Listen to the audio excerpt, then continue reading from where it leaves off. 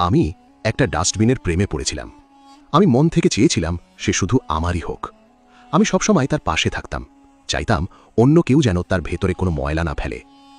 ডাস্টবিনটা দেখতে নোংরা ছিল, তবুও আমি তাকে ঘৃণা করিনি। আমি ধীরে ধীরে তার সব ময়লা পরিষ্কার করলাম, তাকে সুন্দর করে তুললাম। কিন্তু একদিন মাত্র এক মুহূর্তের জন্য আমি সেখান থেকে সরে গেলাম, আর সেই সুযোগে কেউ এসে তার ভেতরে ময়লা ফেলে দিল। সেদিন আমি একটা বড় শিক্ষা পেলাম। আমি বুঝলাম ডাস্টবিনের কাজই হলো ময়লা গ্রহণ করা। আমি যতই তাকে পরিষ্কার করি না কেন, তার আসল কাজ আমি বদলাতে পারবো না। জীবনেও ঠিক এমন কিছু মানুষ বা পরিস্থিতি থাকে যাদের আমরা অনেক ভালোবাসি।